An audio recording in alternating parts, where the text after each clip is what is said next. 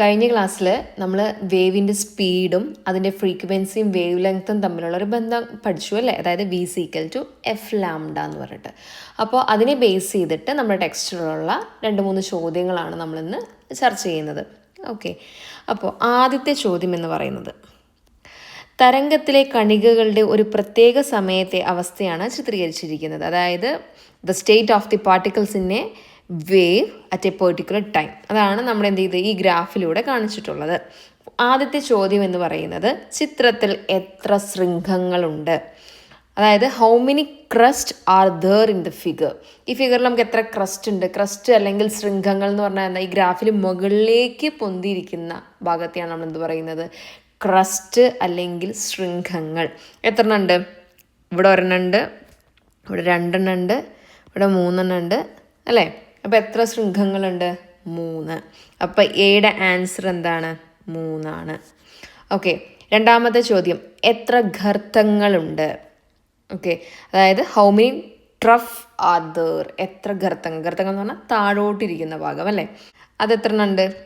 1, 2, 3. അതും എത്ര എണ്ണമാണ്? 3 എണ്ണമാണ്. ബി 3. അടുത്ത ചോദ്യം തരംഗദൈർഘ്യം അല്ലെങ്കിൽ വേവ് ലെങ്ത് എത്രയാണ്? തരംഗദൈർഘ്യം എന്ന് പറഞ്ഞാൽ എന്താ, 2 ക്രസ്റ്റുകൾ തമ്മിലുള്ള ദൂരമോ അല്ലെങ്കിൽ 2 ട്രഫുകൾ തമ്മിലുള്ള ദൂരമോ ആണെന്ത്, അതിൻ്റെ വേവ് ലെങ്ത് ലാംഡ എന്ന് പറയുന്നത്. ഇവിടെ എന്തായിരിക്കും? 2. ഇവിടെ എന്തായിരിക്കും? 10. അപ്പോൾ 10 - 2 എത്രയാണ്? 8 മീറ്റർ. ഇനി ഞാൻ 2 ട്രഫുകൾ തമ്മിലുള്ള എടുത്ത് നോക്കട്ടെ. ഇത് എത്രയാണ്? 14. ഇത് എത്രയാണ്? 22. ഇത് ലാംഡ ഈസ് ഈക്വൽ ടു 22 - 14 എത്രയാണ്? 8 മീറ്ററാണ്. അപ്പോൾ നമ്മൾ 2 ട്രഫുകൾ തമ്മിലുള്ള ദൂരം എടുത്താലും 2 ക്രസ്റ്റ് തമ്മിലുള്ള ദൂരം എടുത്താലും നമുക്ക് സെയിം കിട്ടുള്ളൂ. ഏതെങ്കിലും ഒരെണ്ണം എടുത്താൽ മതി കേട്ടോ. ഞാൻ ജസ്റ്റ് മനസ്സിലാവാൻ വേണ്ടിയിട്ട് പറഞ്ഞു എന്ന് മാത്രം. അപ്പോൾ എന്ത് കിട്ടി? വേവ് ലെങ്ത്ത് അല്ലെങ്കിൽ തരംഗദൈർഘ്യം ലാംഡ എന്ന് പറയുന്നത് 8 മീറ്റർ ആണെന്ന് കിട്ടി.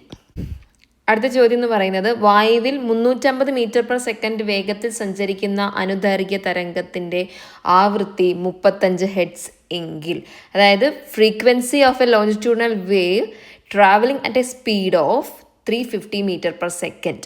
അതായത് സ്പീഡ് എത്രയാണ്? 350 മീറ്റർ പെർ സെക്കൻഡ്. നമ്മുടെ കിട്ടിയതൊക്കെ എടുത്തെഴുതാണ്. In the air is 35 hertz അല്ലേ. ഫ്രീക്വൻസി എത്രയാണെന്നാണ് പറഞ്ഞത്? അപ്പം F is equal to 35 hertz. Okay, ഇനി ക്വസ്റ്റ്യൻ പറയുന്നത് ഈ തരംഗത്തിൻ്റെ അടുത്തടുത്തുള്ള 2 ഉച്ചമർദ്ദ മേഖലകൾ തമ്മിലുള്ള അകലം എത്രയാണ്, അടുത്തടുത്തുള്ള 2 നീചമർദ്ദ മേഖലകൾ തമ്മിലുള്ള അകലവും എത്രയാണ്. അതായത് കോൺസിക്യൂട്ടീവ് ആയിട്ടുള്ള കംപ്രഷൻസിൻ്റെയും കോൺസിക്യൂട്ടീവ് ആയിട്ടുള്ള 2 റെയർഫ്രാക്ഷൻ്റെയും തമ്മിലുള്ള ഡിസ്റ്റൻസ് എത്ര. അതായത് എന്താണ്, വേവ് ലെങ്ത് എത്രയാണെന്നാണ് നമ്മളോട് ചോദിക്കുന്നത്. ലാംഡ എന്താണെന്നാണ് ചോദിച്ചിട്ടുള്ളത്. ഓക്കെ, അപ്പോൾ നമുക്കറിയാലോ എങ്ങനെയാണ് ലാംഡ കണ്ടെത്തുക. നമുക്ക് ആകെ അറിയുന്ന equation V is equal to F lambda. നമുക്ക് എന്താണ് കണ്ടത്? ലാംഡയാണ്. അപ്പോൾ lambda is equal to V by F. V എത്രയാണ്?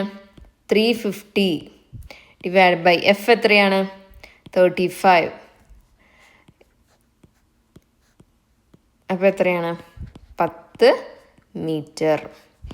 അപ്പോൾ എയുടെയും ബിയുടെയും ആൻസർ എന്ത് തന്നെയാണ്? അതായത് അടുത്തടുത്ത 2 കംപ്രഷൻസിൻ്റെ ഇടയിലുള്ള, അതായത് അടുത്തടുത്ത 2 ഉച്ചമർദ്ദങ്ങൾ തമ്മിലുള്ള വ്യത്യാസവും അടുത്തടുത്ത 2 നീചമർദ്ദങ്ങൾ തമ്മിലുള്ള വ്യത്യാസവും എന്താണ്? സെയിം തന്നെയാണ് കേട്ടോ. രണ്ടും എന്താണ്? വേവ് ലെങ്ത് ആണ് ചോദിക്കുന്നത്. അപ്പോൾ നിങ്ങളുടെ ആൻസർ എത്രയാണ്? 10 മീറ്റർ. അടുത്ത ചോദ്യം എന്ന് പറയുന്നത് 175 ഹെർട്സ് ആവൃത്തിയുള്ള ശബ്ദ തരംഗത്തിൻ്റെ തരംഗദൈർഘ്യം 2 മീറ്റർ ആണ്. ശബ്ദവേഗം കണക്കാക്കുക. ലാംഡ 2 മീറ്റർ ആണെന്ന് കിട്ടി. Calculate the speed of the wave. അതായത് നമുക്ക് എന്താണ് കാണേണ്ടത്? തരംഗത്തിൻ്റെ വേഗത. നമുക്കറിയുന്ന ഇക്വേഷൻ എന്താണ്? V is equal to F lambda. അപ്പോൾ എന്താണ്? 175 into 2 350 metre per second. Okay, അങ്ങനെ 3 ചോദ്യങ്ങൾക്ക് നമ്മൾ ആൻസർ ചെയ്തു. ബാക്കി നമുക്ക് അടുത്ത ക്ലാസ്സിൽ പഠിക്കാം കേട്ടോ.